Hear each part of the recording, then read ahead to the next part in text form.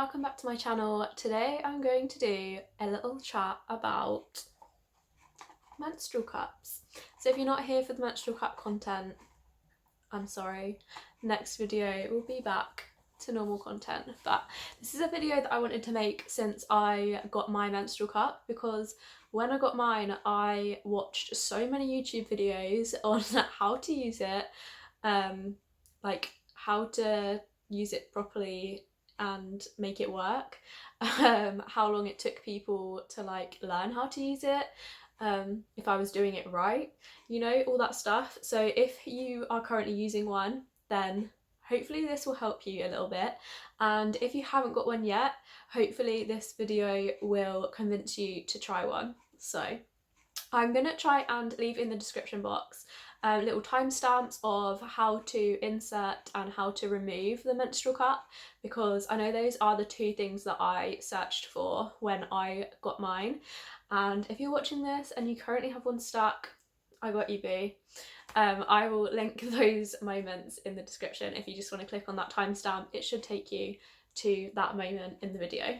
So yeah, I got a couple of questions on Instagram. I put a couple of boxes up to see what people wanted to know, so I am going to answer some of those. But first things first, I'll just tell you like a little bit about how I've been getting on with it. So I've been using this same cup since like October, so 5 or 6 months now, and it's been a rocky road, I won't lie to you. I have a love-hate relationship with this cup, but I want to love it. I really want to love it, and I'm getting there. I'm getting so close. But yeah, there's a few things that I will explain that are preventing me from being 100% in love with my cup. But yeah, let's get into it. So the cup I have been using is the Boots menstrual cup. It looks like this. So this is the box it comes in. It comes in 2 sizes, and it's literally just pre-birth and post-birth. So there's 2 different sizes basically, that means. So I have the pre-birth one, obviously, because I have not given birth, and then literally the other size it comes in from Boots is if you have given birth. So that's the situation with the sizes. I did find the sizes very confusing because I looked at a few different cups like before I got this one, and all the different sizes and stuff like really confused me. So when I went into Boots and they just had 2 sizes, pre-birth and post-birth, I was like, cool, like there's no, like, I can't get the wrong size here because I haven't given birth, you know. So I got this one. It says reusable silicone cup, sustainable alternative to tampons, size A. So yeah, the Boots one literally comes in 2 sizes, but there are so many different brands of menstrual cups now. I think Boots is actually one of the like newer ones. I don't think this has been around for that long, but the reviews on the Boots website were really good, so I was like, let's give it a go. So it's 100% medical grade silicone, latex free, holds as much as 3 tampons, you can wear it for up to 8 hours, it's durable, no BPA or, what does that say, phthalates? Hopefully you know what I mean. Dermatologically tested and cost effective. So basically the idea of the menstrual cup is that you're being more environmentally friendly, because obviously you're not using as much pads and tampons, which are so wasteful and bad for the environment. But it's kind of one of those things that you don't really think about until someone else tells you about it, because you don't, like, you just have to use it, you know, so you just go through life thinking that that's just what you do. So I really like this invention. I feel like they're a very new thing. Like, I think they've been around for obviously like a few years now, maybe like longer than I probably think, but I feel like in the last year or so, maybe a little bit longer, they've become much more popular. So yeah. The cup's easily folded and inserted into the vagina like a tampon, but sits lower for the ease of removal. It will open up once inserted and collect the menstrual fluid. We recommend emptying and rinsing the cup every 4 to 8 hours depending on your personal needs, then reinsert. It should be cleaned more thoroughly in between periods. So you can use it day and night, you can use it for travelling, swimming, exercise. Oh, it says size A is recommended for women under the age of 30 who have not given birth vaginally. And then it comes in this little drawstring pouch, which is very cute. And then this is what the cup actually looks like. There we go, in all its glory. So that's how big it is. Like, There's my hand for reference. The stem is quite short on this cup. Some of the other cups that I looked at had a much longer stem, and you can cut the stem. I haven't chopped mine at all because I don't know if you can see, but it has like a slightly wider bit at the end, which makes it easier to remove. And then it also has on the side like milliliters, so you can tell how much fluid is in there. And then it has the little suction holes, can you see that? Around the top it just has 4 holes for the suction. And yeah, that's what it looks like.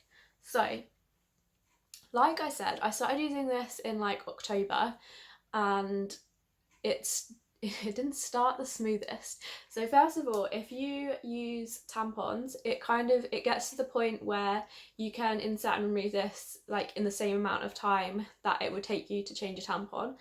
But my first time putting this in was not good, and I feel like from my research on the internet, and it was extensive research, that a lot of people do have the same issue. Like, it's probably not going to go that well the first time you use it, and it does take some getting used to. So you need to bear that in mind. Like, if you do want to start using one, like, don't expect it to work first time perfectly. Having said that, it's worth persevering, because when it works, it's like genius, you know? The first time it literally took me so long to get it in. I couldn't do it. It was painful, and it just felt like it would not fit. And now 5-6 months later, I've nailed putting it in and taking it out. So if that's the main thing that's holding you back, like, that does get us so much easier, I promise. So although I would say that I haven't like completely perfected it yet, I would say that now it is so much easier like than it was when I first got it, and I would recommend it to anyone. Like, genuinely, I would recommend giving it a go, because if you can get it to work for you like quicker than I've got it to work for me, then that is so worth it. Especially if you have like heavier periods or you find them more inconvenient, like the cup could definitely be a game changer for you. So I have some questions from Instagram which I'm going to try and answer, and then if you guys have any more questions after watching the video that I've not covered, please leave them in the comments down below, and then I will get back to you or do a second video if there is like a lot of comments that I've missed. But yeah, let's get into it. So someone asked, can you demonstrate how to fold and insert it? So there are loads of different folds, and if you like just Google like folds for the menstrual cup, there are literally so many ways you can fold it to insert it, and I found that really overwhelming, because I was like, how the hell am I supposed to know which one is going to work and like which one's easiest and blah blah blah. So I'm going to show you the 3 that I use. There's one main one that I use like majority of the time, but then I have like 2 backup folds. So the first one, which I found the easiest to get in at the start, was the punch down fold, I think it's called. So you have the cup like this, you literally punch down here like so, and then squeeze the top together so you get that like thin part at the top. So it should look like this, and then you insert this bit kind of like this, and then once it's in, it should pop open, and then the suction thing gets to work and it just stays there, ideally, right? So if that one doesn't work for you, that is the easiest one I think to get it in if you're struggling like first time getting it in, especially if you've never used a tampon before. Like, then you're probably going to struggle a bit more to make that jump. But if you think back, if you do use tampons, think back to the first time you used a tampon and you were like, well, what do I do here? You know, it's the same thing. So that's the punch down fold, which is literally just punching that bit and then making it into kind of like a triangle, and then you put that in first and then it just pops open. The next one, which is like my first backup if the punch down doesn't work, is the 7. So you're literally making number 7. So you flatten it first, you fold one corner, this is really hard to show, but you fold one corner down so it kind of looks like this. Yeah, so you want to make sure that obviously the stem stays at the bottom, because that's what you need to grab to pull it out. So that's what it kind of looks like. You'd then put, again, the thinnest bit in first, and then once it's in like fully, let it pop open, and again it should just stay there. The third fold that I sometimes use, which kind of makes it, I don't know, I find this quite a tricky one, but it has worked in the past, is the U fold. So you again flatten it and then you just fold again, so it makes a letter U like that, and then exactly the same, you pop it in and let it pop open. So they're the main 3 folds that I use, the punch down being the easiest one, which is like that. And then as you insert it, you want to try and let it twist a little bit, so that as it twists, it pops open and stays there. Because the main problem I had with mine was the fact that it wasn't popping open, or it wasn't quite like getting to the full popped open with the suction working, and then it was like leaking because it wasn't suctioned properly, you know?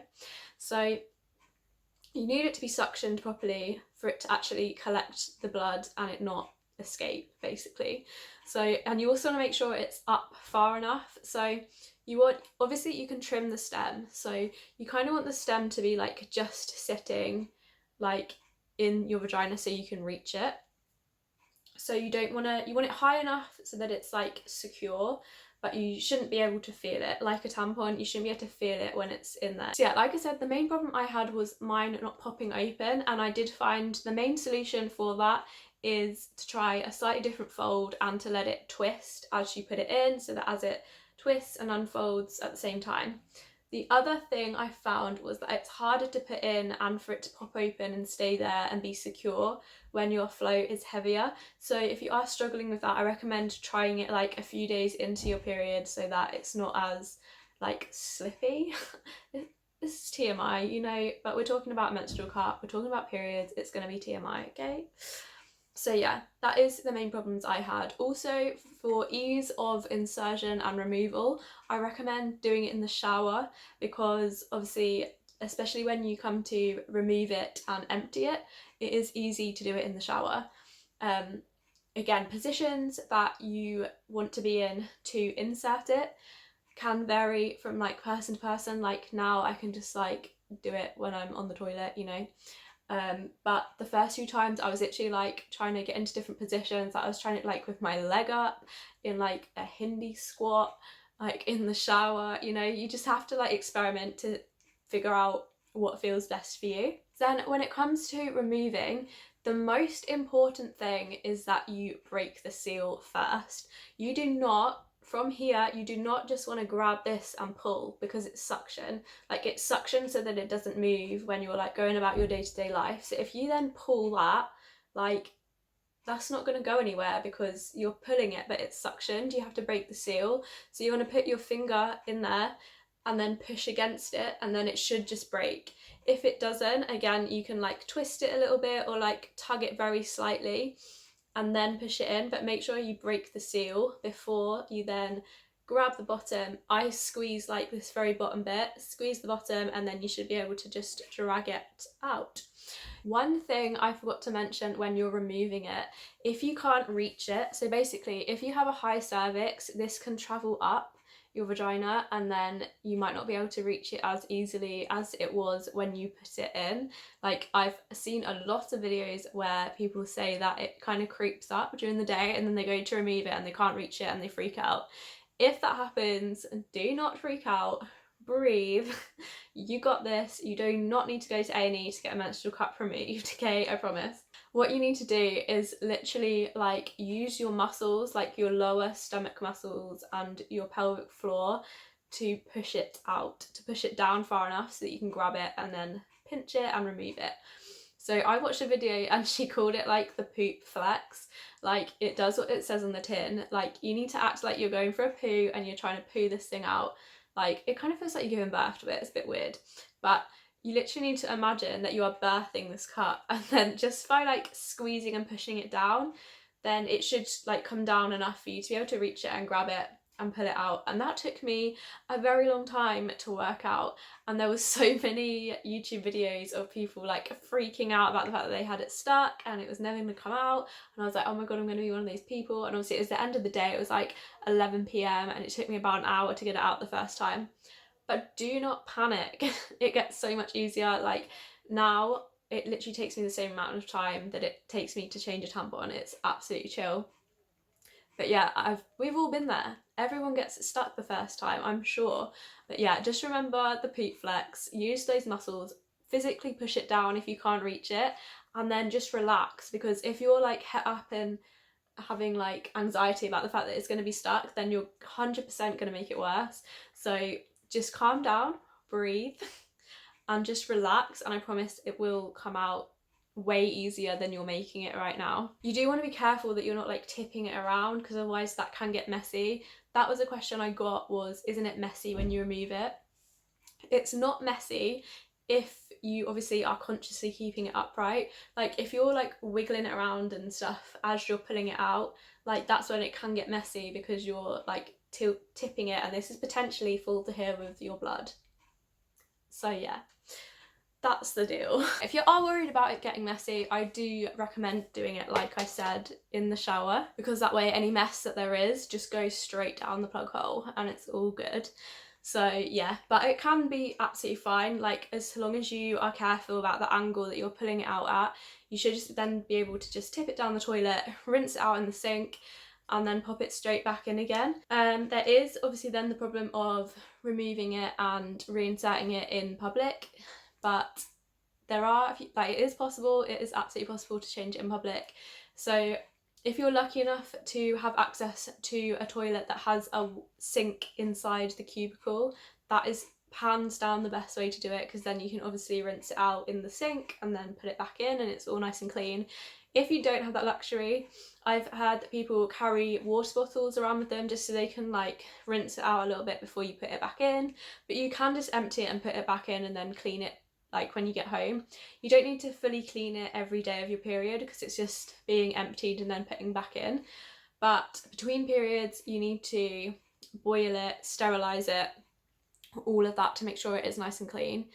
But other than that, it's not a big deal. You can wear this one for up to 8 hours, but I don't know why it's slightly different, because I've looked into a few others and you can wear them for up to 12 hours. So I'm not sure what's different about this one that means you can't wear it for up to 12 hours, or maybe you can and they're just like covering their backs. I'm not sure. If there is like a technical answer for that question and you know the answer to it, please let me know, because I'm like, can I just leave this in for 12 hours? Like, will I die or is it fine? But yeah, I've worn it to bed, I've worn it like all day, like it's chill. You can wear it for a long time. You can definitely wear it longer than a tampon, because that is like, it's quite big when you think about it. Like, even though like I have a fairly heavy period, I would say, and I get free tampons like quite frequently, so this definitely holds more than a tampon. And you'd be surprised, like even if you have a heavy period and you think, oh my god, I'm gonna fill up the cup like so quick, it takes longer than you think to fill it up. So if you think when blood leaves your body, this is TMI again, okay, disclaimer, if you get squeamish, like skip ahead. But yeah, if you think when the blood leaves your body, like if you're wearing a pad, it's gonna like seep out, and I think that makes it seem so much heavier than it actually is, because when I started using this, I was genuinely surprised about how like that there wasn't more blood in there. I know that's gross, but trust me on that. Someone else asked, do you wear a pad or a liner as well? I would definitely recommend wearing a pad or a liner as well the first few times that you try it. I still do, just because I have trust issues with this thing, okay? But yeah, it's just because I've had a bit of a rocky experience with this, and sometimes it works and sometimes it doesn't. But if you found like the Sureproof method of doing it yourself and it works, and it's like you've used it consistently and it's working really well for you, then I would say you probably don't need to. But it's kind of the same as tampons. Like if you wear a pad like just in case with a tampon, then you probably would with this, and vice versa. But yeah, it's just about finding how it's gonna make it work for you. I think I've basically covered all the questions that I got. Like I said, if you have any more, please put them down in the comments and I will get back to you and try and help you out. So that is the end of this video. I hope that was helpful to some people. Let me know if you use the menstrual cup already and how long it took you to get used to it, or if you're trying to use one for the first time, or whatever your situation is. If this has convinced you to maybe try one, please let me know. and let me know how you get on with them. Also let me know if there's any other brands that you recommend. Like I said, this is the Boots one. I know there are so many out there now, so I'm sure there are others that are equally or better than this one, so there's that. Thank you so much for watching. If you enjoyed this video, please hit the subscribe button and give me a massive thumbs up, and I'll see you next time. Bye!